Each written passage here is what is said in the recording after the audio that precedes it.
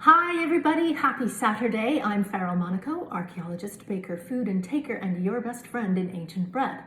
So today I'm just posting a quick follow-up video to a recipe that I put up on my site, Tabula Mediterranea, about 2 weeks ago.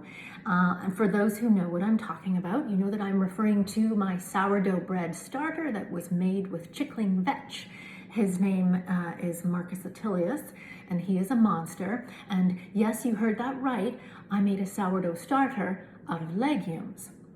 So this week I actually got an email from two readers, John Livesey and Dylan Thomas, and they actually pointed me in the direction of a paper that breaks down the science as to why legumes and cereal grains together are a marriage made in heaven when it comes to sourdough starters.